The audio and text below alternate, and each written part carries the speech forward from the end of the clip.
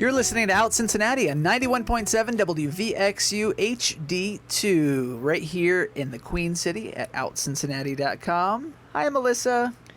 Hi, Chris. How are you? Oh, just great. That's good. Did you have a good Pride in Cincinnati, June 22nd, Sawyer Point? Oh, it was stellar. Awesome. I would tell you, I was there, drink in hand.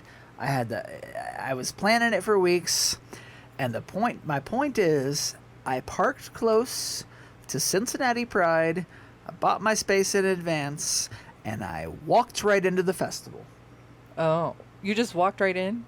Like, there wasn't like a pat down, rub down? Well, there's no gate. Like, it's free, right? No wanding? Right.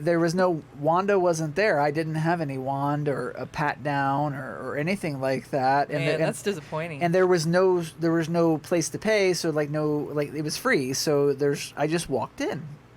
And I thought, well, it's a park. It's an open park. You can't really have a security. So, were you concerned? Or, I wasn't.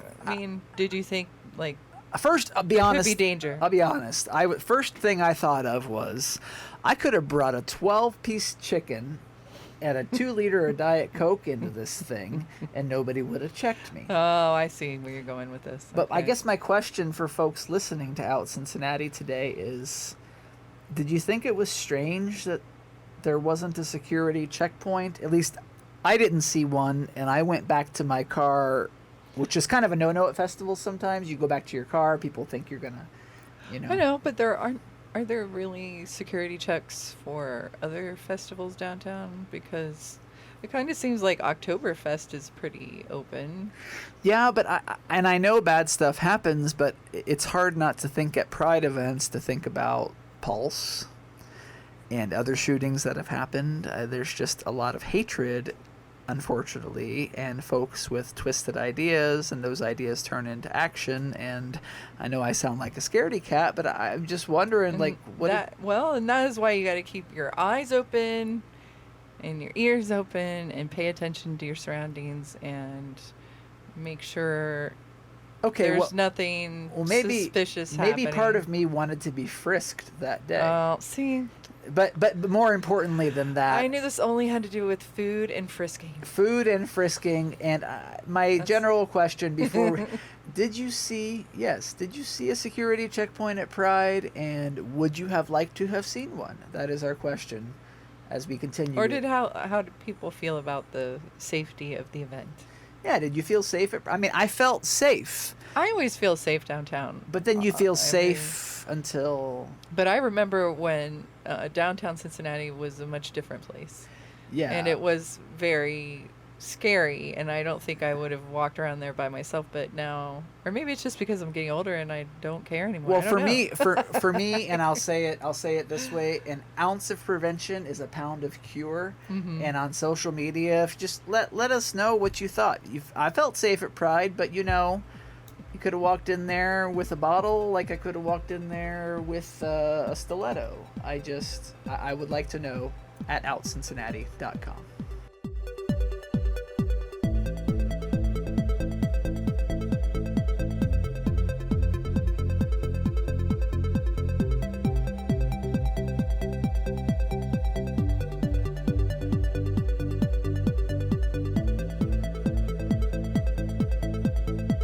Listening to Out Cincinnati on 91.7 WVXU HD2 and streaming live anytime at radioartifact.com.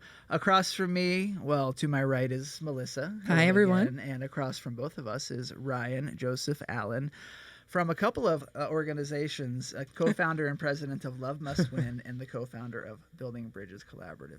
Welcome to the show, Ryan. Thank you for having me. I want to know, what does the organization Love Must Win do for folks who don't know? And when did it start, all of that? Just the basics. So we started about 4 years ago.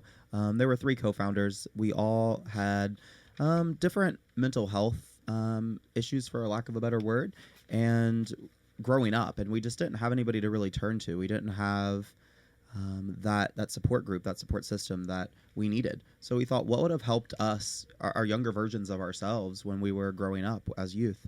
And we thought, loving and accepting ourselves, having love and acceptance from the community.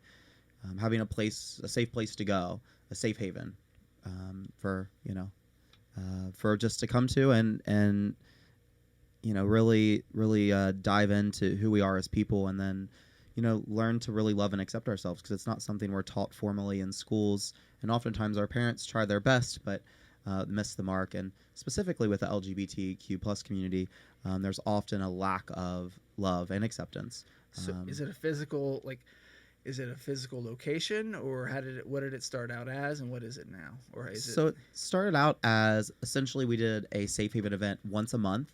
We would bring in different guest speakers, anywhere from authors to leaders in the community, and just kind of do a safe place to kind of learn and grow together. Our motto is "Come as you are, be you," because we want people just to come as they are and really allow themselves to flourish. So come as you are, be you. I like that motto.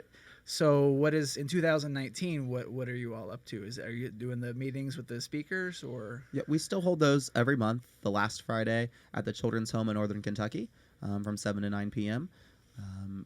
We would love to have you there and in that space of just love and acceptance and kindness. And we switch topics every month, anywhere based from homelessness to drug addiction to yoga techniques to meditation techniques.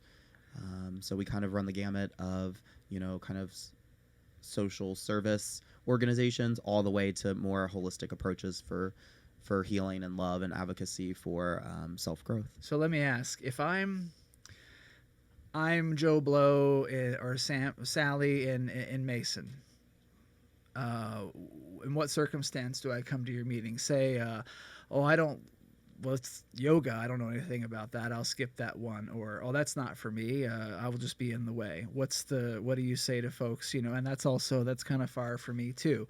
So it's not negative. Just why should I get in the car and come to your meeting, and in what circumstance, basically? So we always have free food, free raffles, and free hugs. That's free hugs and free food. That event the other day was full, and I think it was because of the pizza. So no, that fits Chris's bill. Yes, it does. Yeah, so we always have that, and then I think it's we have people that come from all over the tri-state, Lawrenceburg, Indiana, north of Mason, Ohio, and they come to almost every meeting because they want just a place to come and be themselves. So it doesn't matter what the subject or what the theme is. It's like, just come on and experience. It's kind of like church in a way, but more than accepting.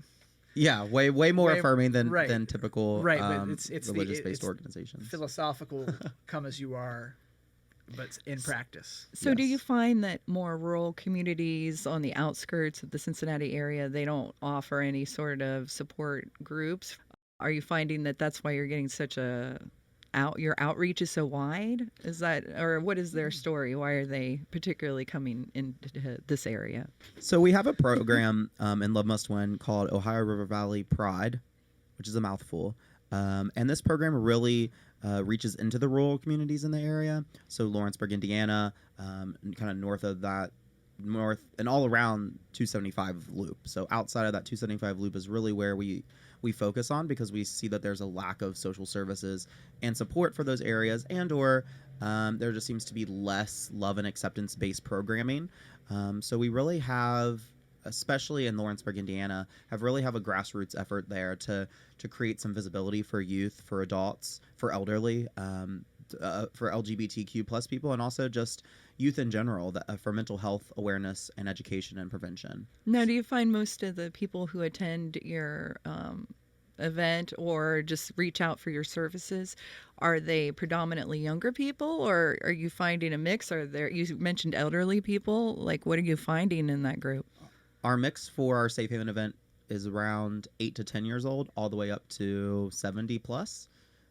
We have regular attendees of all ages, all sexual orientations, religions, backgrounds, pretty much everything you can think of. There's a really wide array of, different types of people, which, really kind of creates this conversation that's really helpful, because it's not just the same kind of people talking about one thing. It's all different kinds of people. So for Ohio River Valley Pride, do I have it? Because you Yes. said it was mouthfuls, because I wrote it down and I just practiced real fast. When is that? Where is? Because Happy Pride, by the way. I don't think we said it at the beginning. That's like Woo! the theme, right? Yes, that's right. So there's so much going on. I have a list. I mean, a Google document, like 3 pages. How can we add to that list? When is, and how can people get more info? It's Lawrenceburg Pride, right? Yeah, so we actually have Lawrenceburg Pride coming up on June 30th. Starts at noon. We're going to have a parade that starts at Ivy Tech and leads all the way to the Dearborn Adult Center. Is that the same as the River Valley? That's different. No, so Ohio River Valley Pride is a program underneath of Love Must Win. Oh, okay. So we're all the same organization. Gotcha. And as a whole, we're hosting Lawrenceburg, Indiana's Pride Parade and Festival this year for the second year. Okay. We have international headliner Joey Saraz. We have Amaya Sexton coming in to perform, who's one of our other headliners, who's like a regional and national awesome drag queen. We have Jessica Diamond, who's going to show direct that show for us. Very good. So we have a lot of cool entertainment. We have an awesome parade. It's going to be a blast. Last year we had about 1,000 participants. And I will tell you that Jessica is fabulous. I think that I'm Facebook friends, and I see it's D-I, correct me if I'm wrong, D-I-M-O-N, Jessica, D-I-M-O-N. Yes. And you could just see the most amazing like videos, and when she performs, it's like with the phone all the time, and I sound like my dad. It's just really cool that she's putting that together. Yeah, so, she's an advocate in the community for, she does another event called Queens for Recovery, which is for another organization that I help out with called GLAST, Gays and Lesbians Achieving Sobriety Together. She helps with that and other things. So she's always out in the community supporting and loving, and we're happy to have her with us that day. That is great, and we'll post that link and links about Lawrenceburg Pride, how you can get involved. I'm sure there's plenty of opportunities for volunteers. Any kind of involvement. Those festivals do not throw themselves together. More information at outcincinnati.com and at our Facebook. As I grew up, I can't even remember if Cincinnati had a brick and mortar LGBT center. Did we used to? Do we now? What's the story? So actually, we have had a center here in Cincinnati. The last center was in Northside, which is actually where Radio Artifact is. So it was right down the road from here. It closed up about 5 years ago, roughly. Okay. And there's definitely a need in the community now. There's a huge opportunity gap and a need for a physical brick and mortar space. And right now, Building Bridges has out a needs-based assessment survey on our website at thebuildingbridgescenter.com. And you can go there and fill out the survey. This is for allies and the LGBTQ plus community. And we're really trying to get some feedback on what people want to see in a center, what kind of programs, services, what it looks like to them, what it feels like to them, what time, what area of the tri-state it's located. What are the current needs? What are people saying that they want in a center? A place to chill, medical resources, mental health? What's the priority? All three of those are actually at the very top of the list. Okay. So there's definitely a need for a social gathering spot outside of the bars and clubs that we have here in Cincinnati. And people have definitely had that on their radar, and it's been a prominent response in almost every single survey we've received back. Also, the lack of mental health services and or a one-stop shop for mental health services, because we have these amazing organizations in Cincinnati doing amazing things like Caracol and GLAST, for instance, and other organizations that are all a piece of this collaborative. So Building Bridges started as a community collaborative organization. So we had an event about a year ago in May where we hosted kind of a get-together to see who would be involved and wanted to kind of take part in this. We had about 50 organizations show up to that event, and from there we've grown, and our three main organizations spearheading this program, because it is a collaborative, are Love Must Win, Cincinnati Pride, and Cincinnati Black Pride. Mostly at this point, what we're really wanting to get are these survey results back to make sure that our vision aligns with the vision of the community. We feel like that has been an issue in the past with centers in other cities and places. We want to make sure this is very intentionally diverse and inclusive, which means, we have to make sure that we're including everyone in this, that it's going to help the whole community, not just a segment of the community, that we're making sure we're reaching out to other minority populations, the Black population, the Hispanic population, the Latino, and Asian populations here in Cincinnati that are LGBTQ+. We really want to make sure that this is a really inclusive space in all kinds of shapes, fashions, and sizes, to make sure that we're reaching out to organizations that have a religious and faith-based background, social service organizations that provide mental health services. One of our collaborators is the Central Clinic. We have other collaborators in the tri-state, such as the Northern Kentucky Children's Home, or the Children's Home in Northern Kentucky, better yet, Trinity Episcopal in Covington, Love Boldly. We have a lot of organizations and a lot of different backgrounds that are a piece of this collaborative that are really here and want to see this happen. Thank you, Ryan. I want to remind folks to check out lovemustwin.org and thebuildingbridgescenter.com. And, of course, there's Lawrenceburg Pride, which is on Love Must Win's website. And what date? June 30th. June 30th, because Pride is a packed month, and OUTCincinnati.com will have all the events up there, everything we just talked to Ryan about. You're listening to Out Cincinnati on 91.7 WVXU HD2. This is Radio Artifacts.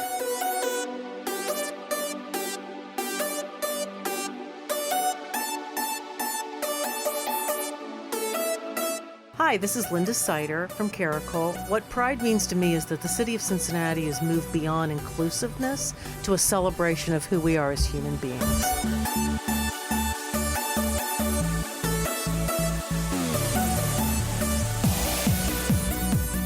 You're listening to Out Cincinnati at 91.7 WVXU here in Cincinnati at any time at OUTCincinnati.com. I'm so happy to have Teddy Gumbleton from the Cincinnati Opera. He's the individual giving manager. Thank you so much for coming on the show. Oh, thank you for having me. And so there is a big event going on tonight with the opera. What's going on? Because it's Pride Month and everything, and I'm so excited. I've read a little bit, but I want to know more. Tonight is our 13th annual Pride Night celebration, which is our party with the LGBT community of Cincinnati.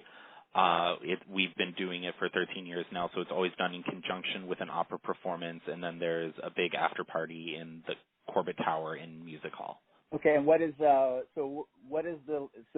it's tonight, so what can folks expect as far as what are the different, aside from the performance, what are the different pieces? You talked about the Corbett Tower, and what can folks expect to see and experience tonight?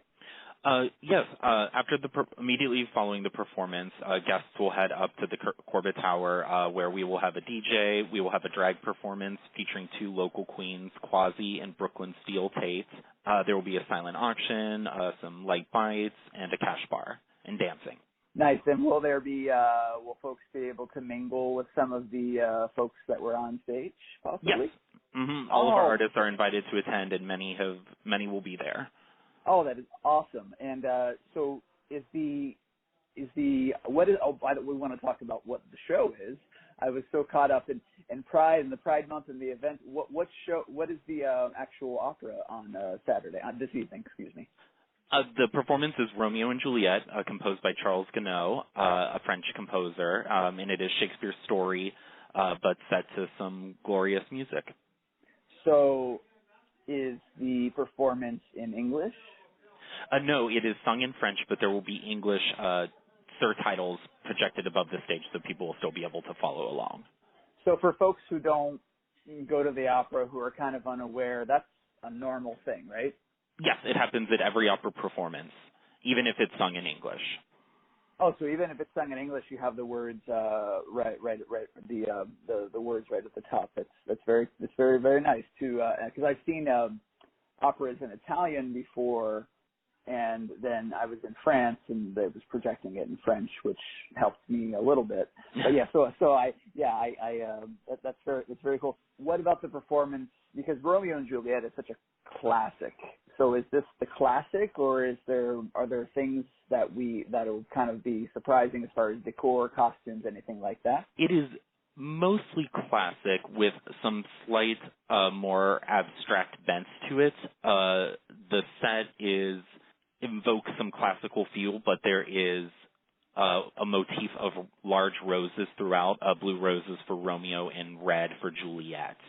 And so those are big and dominate much of the thing. So it feels very classical, but there is a sort of contemporary, more avant-garde flair. And who doesn't like a stage full of roses? I mean, yeah, right? Yeah, no, that's exciting. So Romeo and Juliet is not just tonight. Is there another opportunity tomorrow, say a matinee, for folks to check it out? No, tonight is the last performance of Romeo and Juliet, but we have other operas coming up. We have a comedy, Ariadne auf Naxos, which is set to open on July 6th. And then following that, we have a production of the Great American Opera Porgy and Bess, which opens on July 20th. And what is the first one you mentioned? Because I did see that on Facebook, kind of a sponsored post or something. And tell me a little bit about that performance and where that'll be held. Okay, that is on our second stage, which is at the School for the Creative and Performing Arts. So it'll be a smaller, more intimate feel than music hall. And Ariadne is a comedic opera, which is not as common as the sad, tragic operas, and it is a backstage comedy. So it takes place at a party where the host has engaged an operatic troupe and a comedic troupe to perform simultaneously, and then they find out they have to go on at the same time, and chaos ensues. So Act 1 is them finding out, and Act 2 of the opera is them actually doing the performance of the tragic opera within the opera interjected with the comedic troupe. Wow. Okay, because I saw some really, if folks look up, I know we're talking about Romeo and Juliet, but this is cool. If folks look up Cincinnati Opera on Facebook, there's some really cool pictures associated with that performance. But tonight, Romeo and Juliet, the Pride celebration, there's the performance, which kicks off at what time? The performance begins at 7:30. And then the event in the Corbett Tower is right after that, and the Corbett Tower is obviously on site, right there, and that's the event after with DJs, drag queens, silent auction, the whole nine. Sounds like a great time. And where can folks grab tickets? What's the website? They can find tickets at our website, cincinnatiopera.org. You can also find it through our Facebook event. And we will also be selling tickets at the door for the party in Corbett Tower. So if you just want to show up at 10:30 or so, you can purchase your tickets there. Oh, so say you can't make it to the opera, you just want to go out on tonight, you can just show up and grab a ticket just for that event. And that sounds like just enough for a packed night. And add the opera too if you can. Thank you so much, Teddy, for joining us. Well, thank you very much for having me, Chris. I appreciate it. Thank you.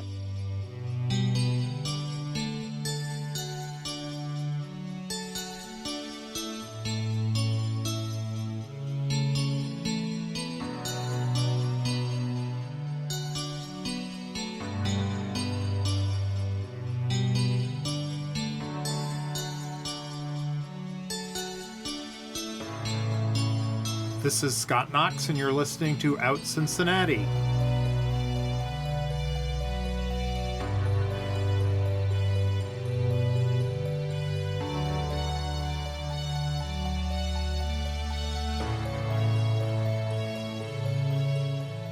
You're listening to OUT Cincinnati on 91.7 WVXU HD2, streaming live anytime at radioartifact.com. Hello, Melissa. Hi, Chris. Once again, we are in front of two gentlemen who I admire. I've read so much about Ron Hurth, and I've just met Steve Simile for the first time. Well, Ron for the first time as well. But welcome to you both. Thank you. And so, Ron, you are the mayor of Gulf Manor. Actually, I'm the village administrator of Gulf Manor.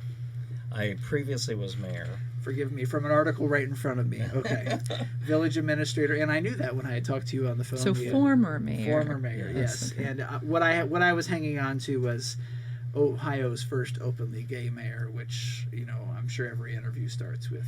Well, I understand my title has been stripped from me. Okay. There apparently was somebody in might have been northwestern Ohio, who back in the 80s, I believe, was an elected LGBTQ mayor. But I'm the first in Southwest Ohio, so I'll hold on to that. Well, that's and in Hamilton We'll County. take that. That's something to hold on to. I want to say that Ron's also a former national board member for HRC, founding member of the Greater Cincinnati Steering Committee. So I was talking to Scott Knox the other day, and I said, what hits you as a milestone that people don't think of often over the last, you name it, years in LGBT plus history? And I was thinking about Article 12. Would you agree with that? Is that that was a defining? What was your involvement there, and would you say that? What would your answer be to that question? What's your defining? my personal background, I was not out during that time period, but I was working in downtown Cincinnati in a corporate position, in a corporate environment. I found just personally the whole basically disapproval, disgust of singling out a group of people, being able to tell people that they were worth less than what other residents were.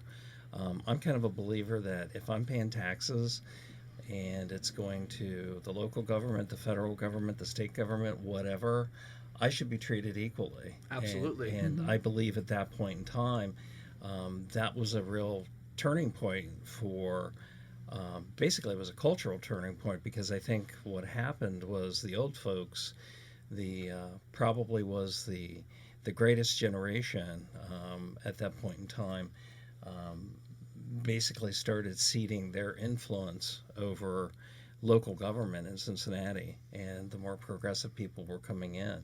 I guess I'm a firm believer that it's kind of like with the abortion issue. If it's not your body, it's none of your business, essentially. Same thing goes with marriage equality. Same thing goes for health benefits, those types of things. And so since we're a show for, I always like to say a little tagline, LGBT plus community and beyond, what do you tell folks, who would say, because I've heard people say it was kind of billed like we're going to give the LGBT plus community special rights, and people thought that it was going to be special rights. And so people, why should people, I guess my question is, average Joe Blow, why should they want to protect LGBT plus people? The obvious answer is we all know somebody. We all love somebody who is. The special rights thing is a bogus argument, because there's nothing special about treating people equally. Absolutely, I agree. That being the case, it's also important to know that whatever you're doing in your life, you should be able to exercise your rights freely in this country. So what goes on in my house, what goes on in things that do not affect other people, it's none of their business. Same thing is true when you think about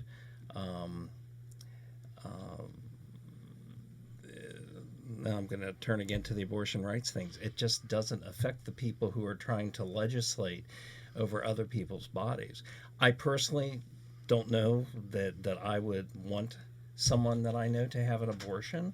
I don't think that's something that I would advocate for, but if the technology's there, if it saves lives from people having to go in dark corners to have an abortion done, to me, that's their personal accountability to deal with whatever the after effects are if someone has an abortion. And to compare you can compare these two. It's kind of like, why does it matter to you who I went out with on Saturday night, who I'm dating, who I'm seeing, or what I do with my body if it's an abortion? I'm not comparing relationships to that, but it's like it's still part of, that's my private thing, that's what I do, that's my choice. It doesn't affect you unless I'm doing it, exactly. I'm with you, or that kind of thing. So when did you meet Ron, or when did Ron, what was the story?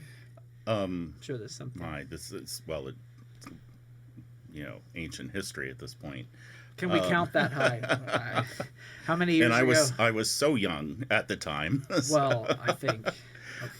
No, actually, I was at the time working for a car dealership, and Ron happened to wander in looking at cars and ended up walking away with a stalker. Husband, future husband. Okay, so how many years ago was it? Just so I get the technology question. 29 years ago. So 29 years ago, we weren't swapping cell phone numbers. How did you say grew a stalker? That makes me think so did he become a lot lizard after that? Well, he definitely happened to drop in more frequently than other customers. Okay. Take a few. So I want to know where they went on their first date. That's what I always like to know. Yeah. What's the dig how'd on that come about? Where'd you go? I think that's on a brain cell that's gone. Wow. What was the first date? I really don't remember. And sometimes there isn't an official first Right. date. Sometimes were you like friends, like first? Well, I mean, obviously, we spent a lot of time, like, just in the process of looking. I remember you were looking at Toyota Celicas, actually. I was going to ask what it was. It was a Toyota Celica. And just over the course of, like, test driving the car, and we just started talking and clicked instantly. It was love at first sight. That's I love that. And so It's romantic. It is, It's very yeah. And romantic. so and almost 30 years. They'll be celebrating 30 years 30 next years. year. 30. Yep. And we're best friends, so that helps. They do look like best friends. If you saw these two together, they look we like are, they're and we like- do everything together. Yeah. I mean, grocery shopping, everything. We do it together. That's so sweet. We love our children. Aw. And I wanted so is the bio still, is there still just one sheepdog? Well, there, Lucy. Well, we had Lucy, Linus, and Charlie. Lucy left us in 2017. Okay, because to be fair, the bio says it arrived in 2003, and with it all, so I guess the family grew, and Yeah. Okay, so there's okay. So Linus is our oldest now. He's 14 years, 8 months. We celebrate his birthday every month now, because they're only supposed to live to 11. Yeah. So he just went to the vet yesterday, got a clean bill of health. Awesome. Talking to the doctor today. So thanks for 14 years, 8 months. He's doing pretty darn good. So I'm shooting for 15. 15. So when you arrived in 2003, and what was it like with the neighbors? I mean, it was a bit of a learning curve. I mean, 2003 doesn't sound like so long ago, but I was watching that CNN thing about the 2000s. It kind of was, idea-wise, and certain things. What was that? Absolutely. There was a flurry of activity, we understand, because the people who lived in our house, the guy had been on council in the village. They had the spare bedroom we called the dormitory because they had 3 kids in there, and the husband apparently felt it necessary to go down the street and apologize that they were letting the gays in the neighborhood. We found this out about a year later, that there was speculation about who the husband and who the wife was, and the interesting thing is nobody ever treated us any differently, though. Come to find out later, there was another gay person living on the street 2 doors down who had been there for a long time, but we kind of helped that. So it was just it was neighborhood gossip. You were the center of the neighborhood gossip. But was it more because they didn't? I was going to say, was it more because they just had not encountered a gay couple living next to them, or that they knew of? I think that's exactly it. Because I guess the diversity of our community comes from it being 72% African American. There are about a dozen LGBT families in our community. There's a large Jewish population, so diversity is kind of our hallmark. There is a couple who moved in probably 3 or 4 years after we came to Gulf Manor, and one of the reasons they purchased the house was the next door neighbor who had also been on council secretly told the guy there's a gay couple living up the street, and they were like, oh, this is cool. Selling point. Yeah. So now how is it? Has the whole community clean. embraced you? Obviously, you were a mayor and a leader of the village. So how did that go from who are these people, and now we're embracing you fully and we want you to be a leader? The funny thing was, in 2013, there was an open council seat that I was approached to fill. I was very concerned about opening myself up to that. Had conversations with Chris Seelbach and a couple of other people, and I took the seat. It never was an issue. I was never not open. I've always introduced Steve as my husband. Conversely, at a point in time when we were in Marymount, we did actually face snickers from people, from children, that, oh, there's the gay guys over there doing gay things. But Gulf Manor has never been an issue. I ended up running for that seat and won it in 2013. Then when the mayor was retiring in 2015, I ran for the mayor seat and won that. And I was doing both the mayor and the administrator job for 2 years, and it just made sense for me to become a paid employee of the village and become the administrator. So your experience as being the spouse of a leader of the community, how was that for you when he came and said, I'm going to do this? You know, where were you at? Well, the friend that approached Ron about filling that seat actually approached both of us, so I was glad that he stepped up, first of all. But we both had slowly gotten more and more involved with the community, so we knew a number of the people already that were on council, and then I've gotten involved with the community myself. I'm head of the Recreation Commission and head of the Planning Commission. It was very much like my whole coming out process in general for everything kind of applies to this. And what that is for me is I don't necessarily make any broad announcements, but I don't hold anything back. Just like Ron said, anytime there's been a need to introduce me, he introduces me as his husband. And I'm the same way. It's just, this is who I am. If you ask what'd you do Saturday night, right, Ron's going to be included in that answer. Right. It's like what my silly example earlier. It's like I the people in my life who need to know, if anybody does, they do. So after you became involved both of you as leaders in the community, how did that expand to where you are now as leaders in the community now? I'd like to answer that actually by backing up briefly to your question about Article 12. Okay. I think that Article 12 was a catalyst for the city, and us in a way. Article 12 is kind of what was the catalyst for the local HRC committee developing, and it was a catalyst for us to get more involved. And it was kind of what drew us out. At that point, we really started looking for more connections to the political movement supporting the LGBT community. And so it was just kind of a natural progression. As Ron said, we both spent time on the local steering committee. Eventually, we got to the point where we realized that we needed to turn our efforts inward and focus on our community at home. That's really kind of what drew us to get more involved. First of all, there was a lot of work to be done in the village, not necessarily from a standpoint of LGBT tolerance or acceptance or anything like that, but just from a community standpoint as far as financial issues and development, so on and so forth, which Ron has a real knack for. A lot of people will tell you that the village, it's really come a long way in just a few years, and it looks better than it has in years, and the future's bright and promising. And that has, a lot to do with Ron and the leaders, council people that he has working with him. That's what people see in Gulf Manor. They don't see the gay mayor.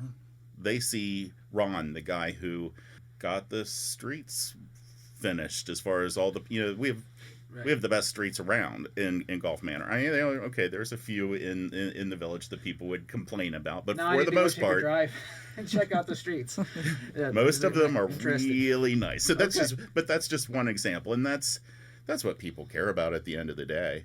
I wanted to know for Gulf Manor, Greater Cincinnati. I like to think about service, and people say on a Saturday morning drinking coffee, I want to get involved somewhere. And a lot of times it ends there or ends with a Google search, and I'm pretty pessimistic. But I want to know, say I want to get involved on a Saturday. What's a real easy way for me to get involved in my community, no matter where I am? It's very broad, but maybe you have a pointed answer. Interesting that there's been a discussion. Are you familiar with Nextdoor? I'm not. Yes, I have that. It's a community. It's a website that you can create community websites. So we have about 250 Nextdoor members, and what Nextdoor attracts is the people who don't like things. The people who do like how things are going, they don't necessarily get on the site and say, hey, this is going great. So there's been a debate in the last week about what is the role of council members. There's somebody who believes that council members should come to your door and knock and say, "How can I serve you?"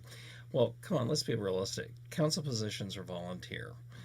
They get $100 a month. It's a pittance, essentially. Helps pay their gas going back and forth to council meetings. Yeah, my dad was a city manager once, and he would get calls and stuff, and I'm thinking, he gets paid nothing.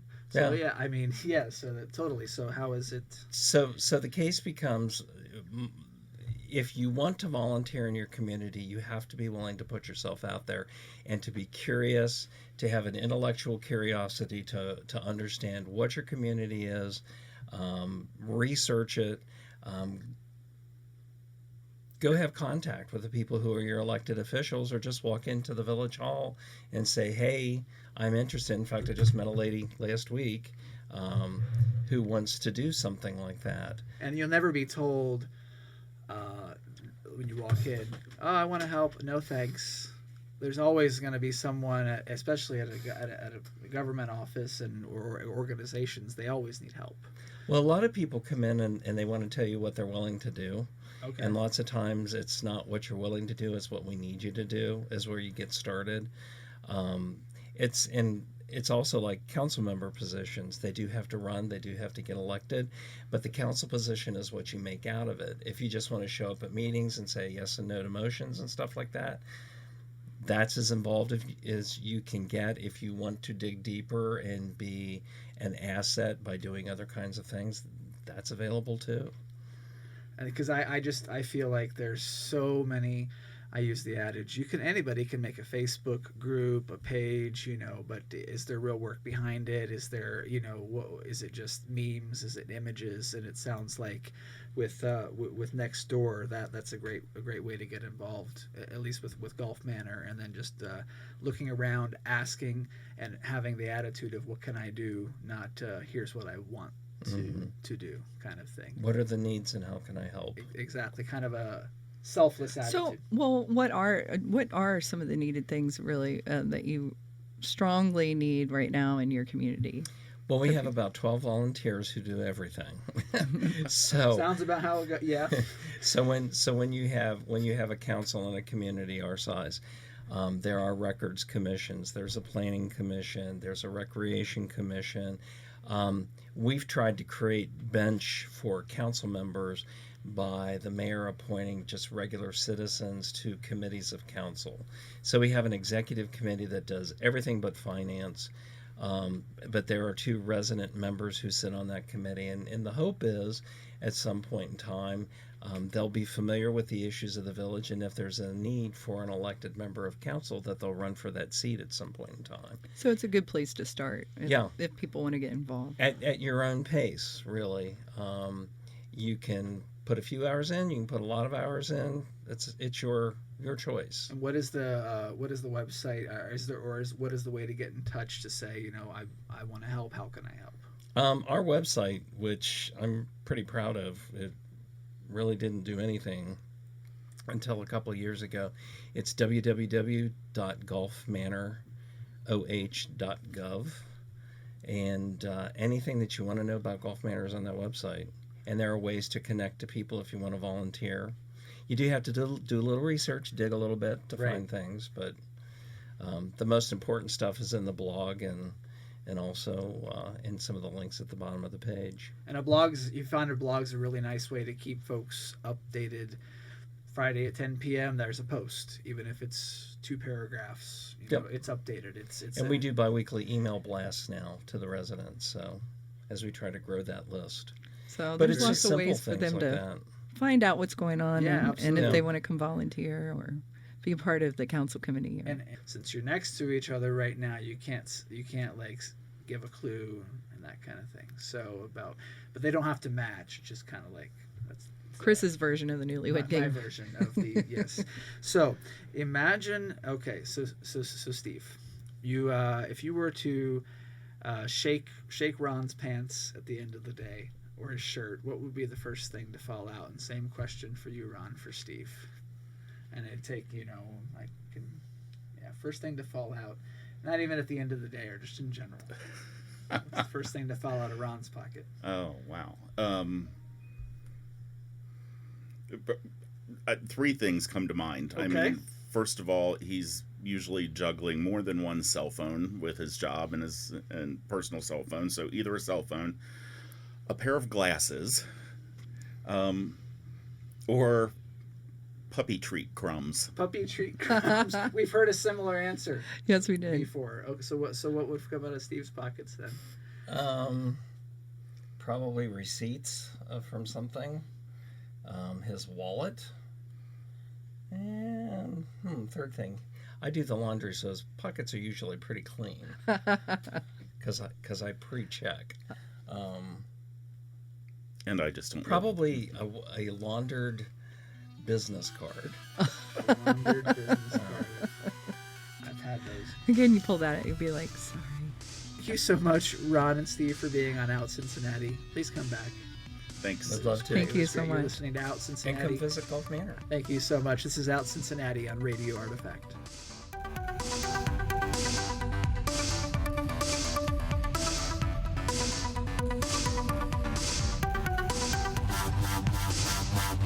Thank you so much to Jason from Beat Personal Training in Oakley for helping me be my best self. You can find my progress photos at OutCincinnati.com.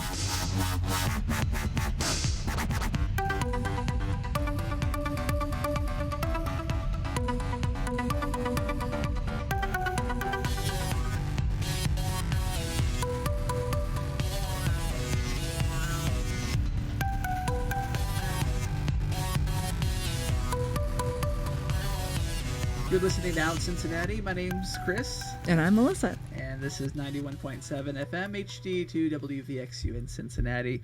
In front of me is Phoebe Beiser from the Ohio Lesbian Archives. Thank you so much for being here. Oh, I'm glad to be here. And it's Phoebe without the OE, which Well, there's an E but no O. no, yes, Yes. no. So I thought I had it wrong earlier, and I love names and etymology, and you're turning off the So it's radio. PHEBE. Yes, the radios are going off right now. I'm kidding. No, we're so thrilled to have you. I want to hear about the archives. It's the Ohio Lesbian Archives. For folks who didn't know that was even a thing, honestly, until recently, I was unaware, and I thought I knew everything. Well, I So, will just tell kidding. you that So, we have been in the basement. We like to call it the lower level, euphemistically, of Clifton United Methodist Church at Clifton and Senator, and a very open, welcoming church. They've never made us come to church or anything like that, and we do pay them a nominal fee for the use of electricity. We said we do it as long as we could. so the archives And are we- an actual spot. Yeah, actual and- room, okay. and we moved there in summer of 2006 when the famous or infamous Crazy Ladies bookstore, which was also a center and a meeting place, alternative place, when it folded. Oh, okay. So Yeah, it sort so of we had to replaced that move space. because I skipped part because we had a room on the third floor above the bookstore. There was on second floor a meeting room and some offices that were rented, and the archives got a room on the third floor. And so, Phoebe, when you had to move the archives, Yeah, that was fun. Well, we paid Strong Guy, a company. We said, we're getting too old for I was going to this. say, archives just don't, not them, but archives just don't get moved. Clifton United Methodist Church is. I hope they keep you. No, I'm kidding. Yeah. Well, we've been there. That's a great spot. Let's to be. see, 13 years. Is that right? 2006 and 2019. That's yeah, right. 13 years. I'm not making Yeah. my math skills are minimal. And you know what's funny is that it was just yesterday. If you just think about the events, it feels like yesterday. That's what So we there's say. an anniversary coming up, Right. though, for the whole Yes, archive. So yes, you've been believe in it or that not. building 13 years, but you have the 30th anniversary. Is that Yeah, right? September. This coming September will be 30 years in one physical space as an archives. Before that, let's see, short version. Before that, there were books and magazines in different, mostly women's apartments. The archives, one of the biggest resources, and telling the story of the community, lesbian and gay community, is a little newsletter called Dinah, which no longer exists. And it's a long, boring story why it's called Dinah, so we'll skip that. But It started in the late 70s and went to, I think, 95, 97, late 90s. So however many. So was that years. Local publication? Or? Yes, Okay. but it did get sent out to snail mail. Actually, yeah, anyway, snail mail. Remember that? To Ohio, Kentucky, Indiana. And whenever women moved to Boston, they wanted to keep in touch what's going on in the lesbian and gay community. And this was pre-trans. We didn't know about trans back then. We were talking 70s, 80s. And it's 90s. It's nice to still get something in the mail. Yeah, I mean, is. even well, not Still a few. Still a few things. So Yeah. it kind of what happened after with Dinah and the archives after that. Well, see, and you have to remember in the 70s, 80s, well, mostly 80s and 90s, there was really not an internet. I know some of us have given talks to the Glisten Youth Group at other church, Mount Auburn Presbyterian, and the Unitarians have always been very kind too. But Mount Auburn Presbyterian Church Monday night has a youth group, and we've talked to them, and the youth cannot believe there were no cell phones or internet. They're like, their mind is boggled. How did you communicate? It's really true. Yeah. Say, how did you meet people? Well, paper flyers. So the archives has flyers. By your There'd friends. be events, friends, word of mouth. at the local watering hole, whatever Find you want to say. the bar in the mid, maybe to late 70s that the Clifton lesbian commune went to, because we could walk, and hardly anybody had a car. We walked to the bar that was the closest to a lesbian bar that there was then, Adam's Rib. Terrible, terrible, politically incorrect sexist name, but that was it. So we went there and had beer and ogled the girls. And what was that were not our friends, strangers. Yeah. Well, what did you? I want to ask about Anyway. the commune because Okay, that's I know you. What's life like in a lesbian commune? There what was one couple, and then there were, I'm counting, everybody had a room. Well, the couple had to share a room. There were 5 or 6 of us depending, because one finally moved out of town. But one of the things that was happening is that about half, we called it the house, half of the house was coming in touch. They were early bloomers. They were coming in touch with the fact that they had a problem with alcohol. So they were I did not. I mean, I did go to a counselor. Do I have a problem? Because I'm surrounded by all these people. No.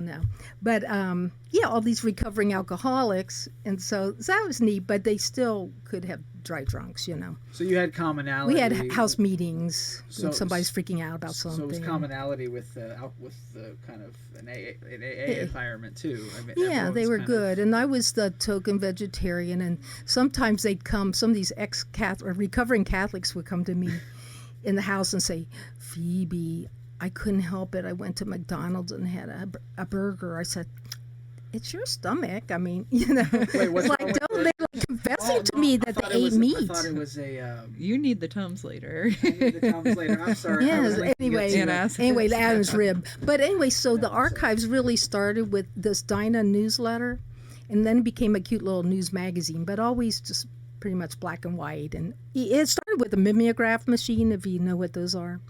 Even. Oh, yeah. Yeah, but Like the zines in the 90s. Yeah, sort of What is a zine-like. mimeograph machine? Tabletop. It's real hardcore print, ink, and Yeah. it's Okay. complicated. So it's more it's the- complicated than Xerox Thing machine. you would need to print a newsletter, basically. Oh, you're asking. I didn't. Well, no, do that's it. what that is. The mimeograph. Oh, Right, mimeograph machine, Yeah, and just you so folks crank who it with don't the know. handle. Right, That yeah. you'd have real ink, and you'd have something that would be like the master. Pardon my Yeah, language. the Because we used master. to The print master stuff, would, right. yeah, print from that. But anyway, Dinah would, we found out from conferences and just, friends of friends and, I don't know, snail mail. We found out where other lesbians were in other magazines, in women's and feminist and gay magazines and newspapers. And we started exchanging. They'd say, well, we'll send ours for free if you send yours. And also, there were some, early on in the 70s, mostly, heavily, some independent women's presses and lesbian presses, like a lot of lesbian novels, some good, some bad, badly written. But, where else can you find where could you find lesbian novels? The library didn't have it. There weren't bookstores were not cool enough to have gay shelves back then. Anyway, so we would get one was like Naiad Press, and they would send a copy of the latest book. Like there might be 4 lesbian books, like one quarterly at first, and they would send a lesbian book and we'd say, wow, and we would read, someone would read it and review it, and we'd have the review in the paper. So then after a while, and a bunch of people would read the one book, pass it around. But after a while we had, a lot of books, and we had all these magazines, Lesbian Connection, and then in Boston there was Gay Community News, which was newsprint, which after a while, that was not good. Luckily, it's on microfilm now, many places. I was going to say, so thank God we can't keep, yeah. Now we check, like we can't keep everything, You were telling me. But anyway, that was the beginning, keeping these. We knew like different people had these various things, magazines and books at their, and flyers of local events, because we knew this could disappear. We were very big on being visible, no longer invisible. And we held on to these things, and then we realized, an archives, or our history, herstory, whatever you want to call it. This is important. This tells a community, and we're intertwined with gay and bisexual and feminist, intertwined. Community tells a community story that, where else are you going to? So are all the publications local, or they're no, they're mostly some Dinah's local. We have a lot of gay papers, free newspapers that came out weekly or monthly, and they'd have a calendar, or they'd have a couple articles on people and tell ads for the bars or events.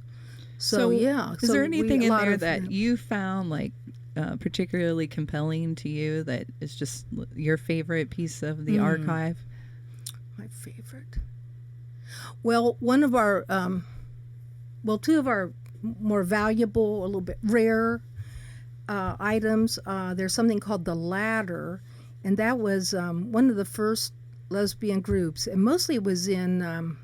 I think San Francisco, offhand. They might have moved different places. But the Ladder is Daughters of Bilitis, and don't even ask. It's a literary reference. But I'll look that up.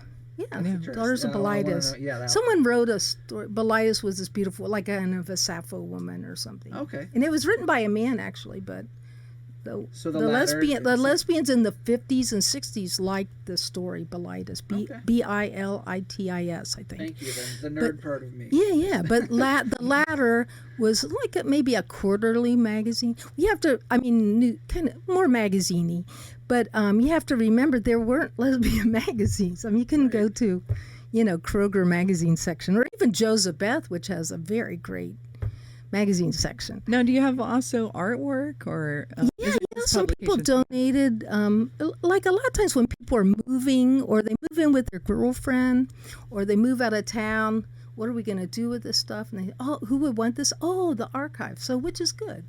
I love that it started out with like you said, things at women's apartments. People just save these things, because we just knew like it was important to keep these. Even if we didn't exactly know, if you sat down and thought about it, you'd think, here, these would disappear because they're small runs, printing runs, and that's the way you start anything, really. Let's start little, and then all of a sudden, we've got a collection, the beginning of a collection, right? And has it been hard to stay on top of adding to the archives, or has it got? What have been the challenges? There's always stuff to talk about. Well, now we get older lesbian couples that are moving to Florida. They've retired and moving to Florida, so now it's like. So you got to get to the estate sale before they.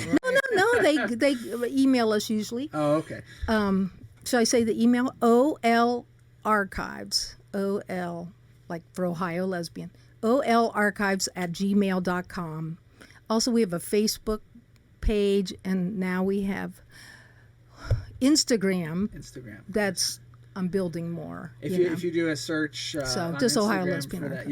If you do just under the name, the search bars at the top. If ever I don't know, I just type in the name and the it'll pop up. And and a blog that's erratic, but there's some good stuff there.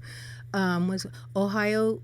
Let's see, OhioLesbianArchives.wordpress.com. And we'll link all of that at OutCincinnati.com. Yeah, great. So those are ways to.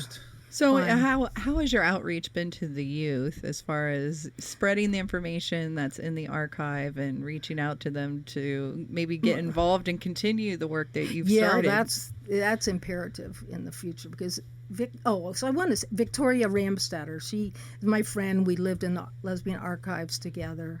Yeah, there's more stories there. But anyway, Vic and I lived in the archives, you said? No, we lived. Oh, did I say commune. Archives? I didn't. Oh, no. I was okay. No, I might have said it. No, the commune. It's just like here at Radio Artifact, we're in a live church here. where I wanted to live in the rectory in the beginning. This is as close as you get. I was looking, yes. Okay, Yeah. so you Do they lived rent in that out? Really? No. No, but my boss, he said, if it gets real late, if it gets real late at night, that's right. Bring your sleeping bag. But anyway, So the commune. I don't know what I said, but the lesbian commune. Yes. Yeah, Vic and I go back. Yeah, so we've been friends since our 20s, and we're both in our 60s. I know I don't look older than 50, but I am.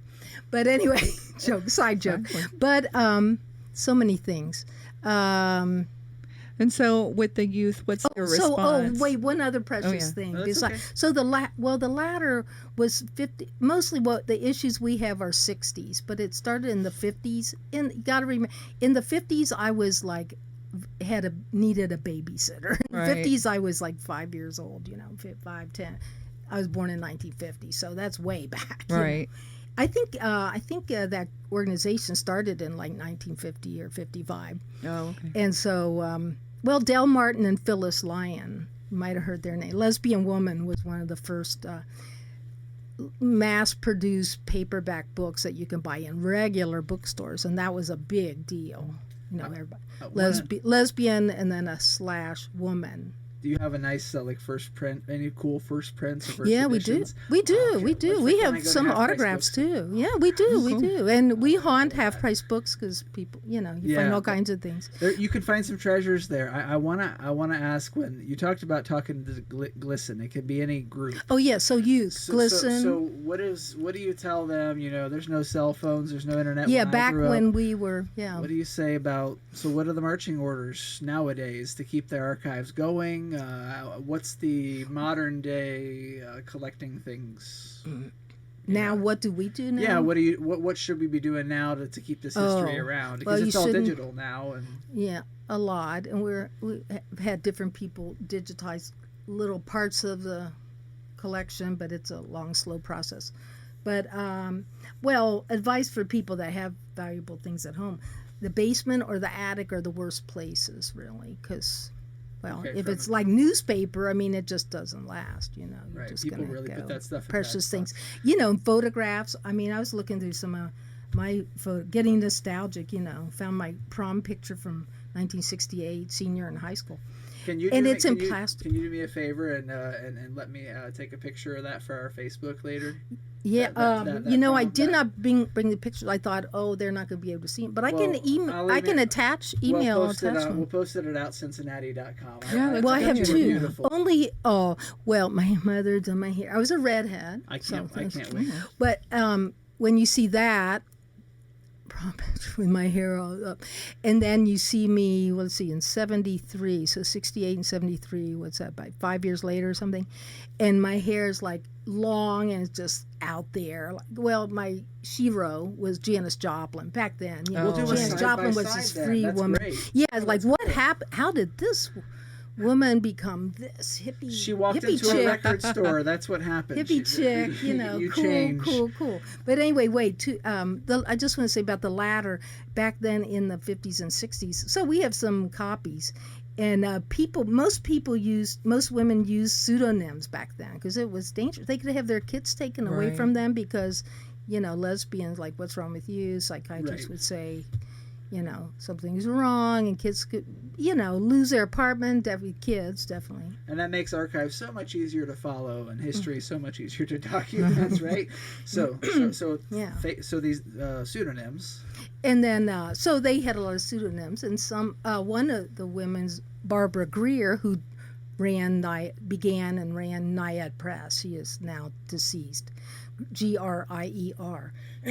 And I should say Victoria Ramstetter, Vic, my friend and the archives co-founder and co-director, she came up with this genre that hadn't been done, and it was lesbian gothic, and she got a book published with Naiad, Press, and Barbara Greer came to town, and there was a little reception at Crazy Ladies, and everybody bought Vic's book, and there was a workshop too about publishing. Yeah, back in the, I can't tell you what year. I think early 80s. Oh, okay. Yeah, early 80s. Now we're getting up there. The other more precious item, we have a couple, I think it was, I was just looking at it the other day. I think 1928. It's sounding older the more years go by, but 1928, The Well of Loneliness, a novel. Now I'm blanking on the person's name, but anyway, it was the first time a lesbian. There were these pulp fiction kind of things, paperbacks that you could find in drugstores. Evidently, back then I was too young, but Well of Loneliness was the first time a woman realized she was lesbian because she was attracted to another woman, freaked out, and thought she was the only one. I mean, she really did, but it was the first time the book ended and the woman didn't commit suicide or become alcoholic and roam the streets or something terrible, Right. That's what, or homeless or whatever. She pleaded to be understood, pleaded for understanding. I was born this way. I'm a good person. Just please try to understand. So that was a turning point, actually. In 1928. In just the whole literature for or about lesbians and changing the narrative to something different than just tragedy. Right. I mean, you might think, oh, that's sad, but it's a start, It's a start. It's going 1928, somewhere. And so we've got a couple first editions of that. Who should folks be reading nowadays? Now, who boy, I'm so you can't. This is such a nice problem. You can't keep up because back when, like Ruby Fruit Jungle, Rita Mae Brown, that was one of the most popular books. People would pass. I remember. Well, that book, like I said, there might be 4 lesbian novels in one year. And there wasn't anything like lesbian and gay history yet till later, But I remember I read Ruby Fruit Jungle, and then I loaned it to. I was a Miami girl, Miami Oxford, hung with the alternative crowd, not sororities. Though I've had some girlfriends that were sorority sisters, so I won't diss them. But well, that had to be. That has to be fun. That could be fun, but in that world, we were, little frat action too. Sorry. Yeah, well, maybe it just depends on the fraternity. I always wanted to go back and teach, but I forget. Oh, there you go. It's one of those. Oh, I forget what my point was. Well, see, I'm in my 60s, so it is a little hard to know who should we be reading. I wish I knew. But say I have no clue about lesbian history, LGBT plus history. Well, what is I have a question. A woman from Wales, London woman. Oh, God, what is her name? Well, I'll send it to you. And we'll she's really good. I read one of her books and I read all the other ones. Yeah, I want Phoebe's London book woman. recommendations because we'll post them on OUT Cincinnati. I was going to ask Phoebe, how is it? When you were growing up, there wasn't the history there to be shared. Well, and Sappho. We learned about Sappho, the island of Lesbos, in senior world literature class in high school. And so was that your only exposure to? Well, there was one more. Again, when I was a senior in Hamilton, Ohio, I like to say I should have a T-shirt. I survived Hamilton, Ohio. That was before the exclamation mark, which they've since dropped. Some point, I think. Right, made me tough. But what was the question? Well, I was going to say it's different for young people now because there's so much history and so much out there for them to learn from. And when you were coming up, it was, there were limited things. Sappho, so how was that for was you? Ancient Greece, But yes, I remember, and I was a senior, and it was either Time or Newsweek, one of those big magazines, and they had an article. And Joan Baez, folk singer, was with Bob Dylan for a while. Very, very activist singer. And it was just for reference, for music reference. Yeah, it's where it's what's the song where it's what's famous Joan Baez song that is escaping me. I'm gonna forget. I know. It's not Flowers. No, that's not. No, I can't. Well, because I needed to. You wrote about her relationship with Bob Dylan. That was a big one.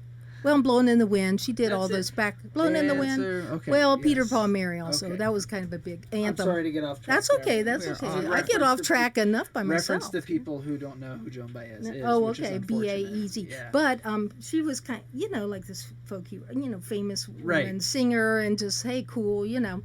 And so this article that I saw said, it was talking about her story or something, and she mentioned, this was 1968 or thereabouts, she said she was bisexual. I thought, what?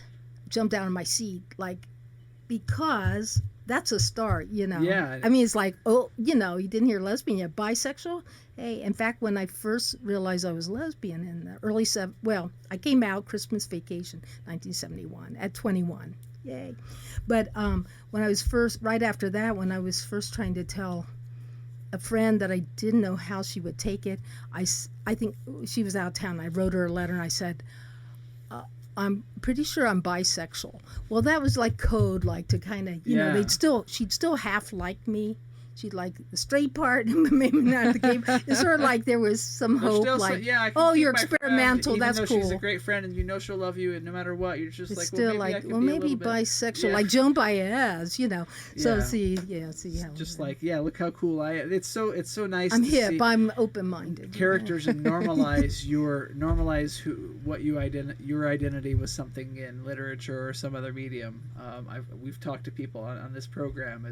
That's part of becoming and growing. It's good to. It's good to see that. It's important to have mentors and people, historical people to look up to, and. I was going to say, that's what I was wondering. It's like, especially if you're different and you feel so isolated, and right, and so you gotta have from something your to hold on to. So having that experience, and you've been working with GLSEN and some of the youth and trying to get them involved in the archives, or let them know about it, and hopefully once they have cars and they can get around. So what's been your experience with that interaction, and what are you doing to try to get them involved with the archives? So Annabelle, who's working her PhD, so she's been a volunteer. She was a volunteer. She got one thing I do want to say, we've had quite a few volunteers come through as students getting credit, mostly in college, but they're getting school credit. She she became a volunteer after she had gotten her credit at Women's Studies at UC.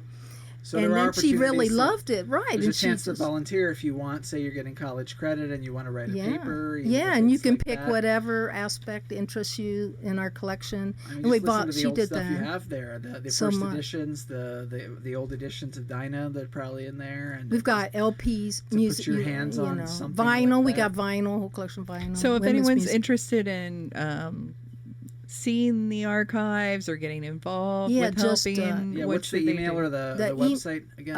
Or WordPress. So Facebook, Instagram. The email probably is the best. OLA for archives. OLarchives@gmail.com. That's pretty easy. Best. OLarchives@gmail.com. Yeah, OLA. And I had a response and an offer to buy a magazine subscription within 30 minutes. No, I'm kidding. I'm sorry. This is just late. This is before I get to my fun question. Oh, fun question. I want to ask you about the Pope Joan story. Oh, but yeah. I want to do it in about 2 minutes because we have to huddle. So okay. We'll be right back in OUT Cincinnati. Okay.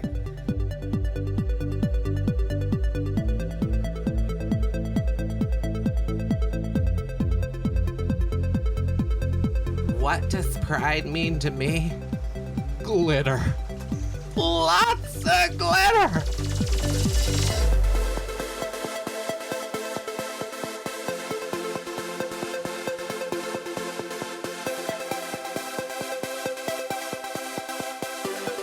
You're listening to OUT Cincinnati on Radio Artifact. We're talking with Phoebe from the Ohio Lesbian Archives. Thank you. Oh, you're welcome. And I have a question. We were talking just one? I'm getting off easy. I'm sure there's I'm sure you know more about this than the basics, but the Pope Joan story. We were talking off the air. Enlighten me and enlighten us again. Okay, so evidently there was a pope way back. I mean, middle age. Don't you know how I feel? I was English major. How I feel about dates is you can look it up. You know, yeah. I can look it up. I don't remember, but way back there was a woman pope, and guess how? Pope Joan, and guess how she was found out? Because they thought, you know, she had her hair real short. You know, they just thought she was a man, So and I don't know how she got was that a man, far. and so- But she was walking in the street or somewhere, some procession. She had gotten pregnant, and so she was pretty pregnant by then, and she was found out as a woman. That's all I know. Is it when maybe But there's supposedly a real person. Yeah. Yeah, Pope it's pretty Joan? cool. Pope Joan has a Wikipedia page, 855 to 857. Ooh, way back. I just Is there a wonder- picture? I guess they didn't. There's a little image. Sketch what there's she a might have little looked like? sketch of some kind of What medieval she? looking. Wow, sketch. Pope Joan. See, there's really so. Really. I just wonder if when she turned, like what kind of fabric would, maybe some advice if you don't want to show off that baby bump. and be found out. There's some Do- story yeah, there. you know, for cover you up. getting She wearing together a with some priest. white So I'm button not up, saying I'm she's a kidding. lesbian. I want to be sued by any of her relatives. Well, but Pope Joan is rocking Your the Melissa 800 Etheridge is calling t-shirt. now. Yes. in the 800s, I'm safe. But That is you a cool know, story. I mean, there's but, so many things like that in the Ohio yeah, Lesbian Archives. some at least me and some of my lesbian friends, we kind of get to some strong women like Wonder Woman. I mean, Sappho, of course, in ancient Greece, and Pope Joan. We just think, hey, cool, strong women, unusual. Yeah, there's little references independent. like that. Independent is the and key. if you want to learn more, it's olarchives@gmail.com. And if you do a social media search, Instagram, Facebook, there's a blog, and we will post everything at outcincinnati.com, of course. And what was your what was your question right now? Pope Joan. That was just the Pope That's Joan it, thing. Pope Joan. It was just about That Pope was Joan. that was Okay. supposed to be our tease. All right. Okay. Well, there's one thing I want to say about Ellen. So sometimes when I tell my story to the youth or whoever will listen, I say, well, this is way, so I was in high school in the 60s, well, they called it junior high school, not middle school, but junior high and high school in the 60s, 1960s. And I always say that was way back. That was in the era BE, before Ellen. Before Ellen. And see, Ellen is a great, no matter what you think of her, humor or anything. I mean, I don't watch her show regularly or anything, but she is like, I call her she's so diplomatic, fun, and who could not love Ellen? Right. She's doing great PR for lesbians just by having, being there and being cuddly and dancing and friendly and humor. Well, and really what she did really as is far as the TV PR history, lesbian. and coming out and Exactly. being on her own show. And I mean, that was right. It was a big first. deal then. It was. It was a really yeah. big And the deal. archives does have, I think it's either Time or Newsweek. I forget which, and it has picture of Ellen. Says, "Yep, I'm gay." Yeah, we don't have to keep it, but we keep it. Things keep us going. These fun artifacts. And those figures that we look at over the years in media, and just when you were talking about Dinah before and anything else that's printed, listen to radio and TV and that, seeing people we identify with is very important. And there's all kinds of history there. You can see who folks were identifying with in the 80s, 70s, and that's represented in the archives. Yeah, and I think it's great that you're allowing this to be accessible to the public. So if somebody wants to visit the archive, they need to make an appointment, and how do they do that? And don't let appointments scare you. You don't have to have a scholarly research project or anything. You can, as I say, you can come out of curiosity, come visit our curiosity. You can be like me, and you want to see the proclamation from Jerry Springer, even though it has nothing to do with so we have some either the actual proclamation, in some cases copies of mayor's proclamations, 1978. In the 80s, I mean, various ones for Pride Day, Cincinnati Pride Day. And what is the email again if people want to just come take a look at the archives? Yeah. What is the email? The email's olarchives@gmail.com. I can remember that. OL Yeah, just like Archives. you're spelling out OL and then gmail.com. archives. And of course, we'll put all that information at outcincinnati.com. Thank you, Phoebe. Oh, you're welcome. Yes, We'll have you back. Okay, yeah, and tell you more about get into some more collection and what history. the rallies and the marches. Jerry Falwell, do you even know who that is? Absolutely. Oh, okay. Well, there was a rally at, I can say there was a rally. He was in town. Don't ask me why, but there was people, and this was without internet, calling on the phone, flyers, and say, "Quick, there's going to be a rally Friday night at City Hall." People got the word out. And and I can't tell you what year, but we have a flyer that has the date and flyers were I don't know.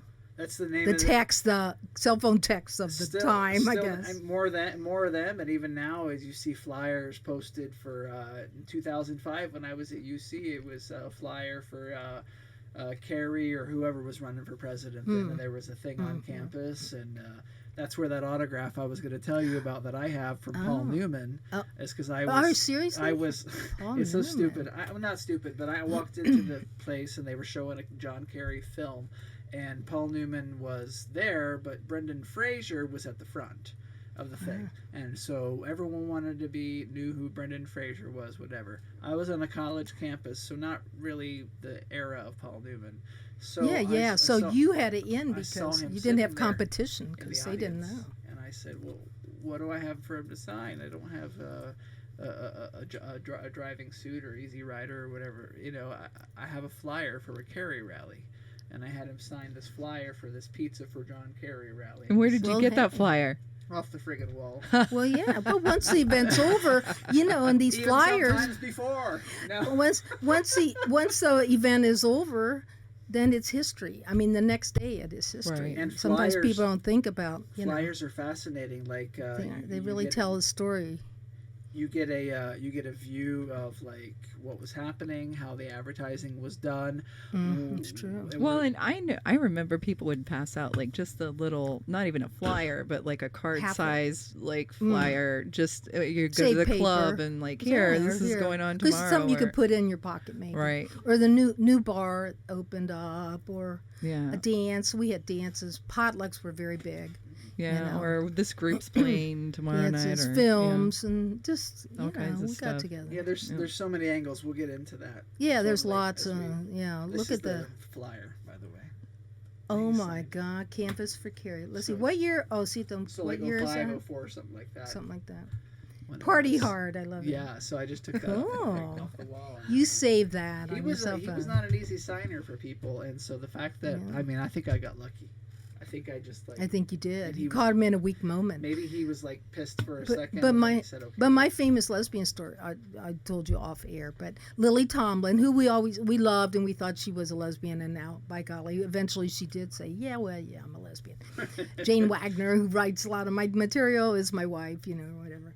But Lily Tomlin had done an early show, stand-up comedy, one-woman show. At the Taft Theater, and I'm saying in the 90s sometime. And we waited, a small group of rabid fans waited by the side door thinking this must be where she'll come out.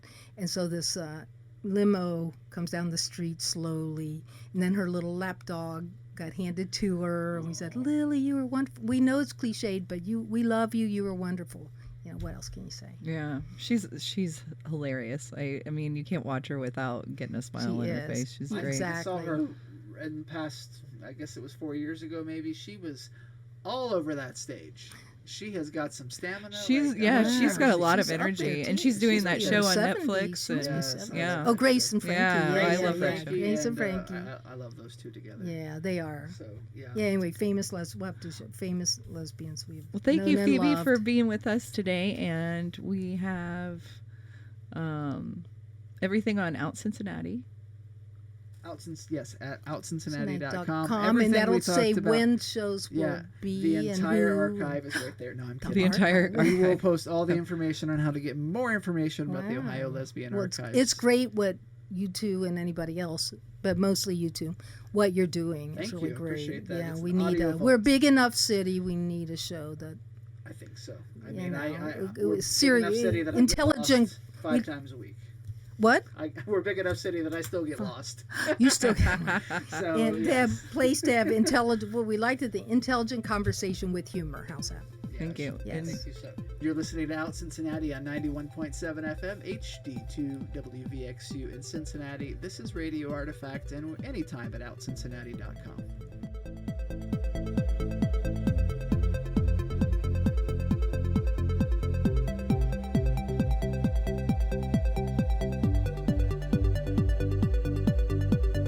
Hey there, it's Linda Sider. You're listening to Chris and Melissa on Out Cincinnati.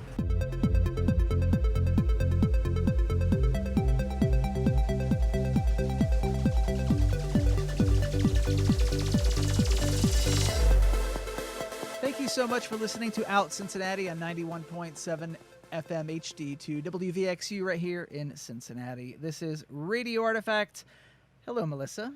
Hello and goodbye. Hello and goodbye. Yes, we Hello, will hello. see you Goodbye. in a short week of weekdays coming up in just 7 days. Another edition of And don't forget, if you miss our show at noon on Radio Artifact or VXU, you can listen to our podcast on Facebook and or YouTube. And Apple Podcast. Apple Podcast, yes, that's what it's called officially. I say iTunes just because it sounds bigger, but I Apple know. Podcast, yes. Out Cincinnati, back in 1 week. This is Radio Artifact.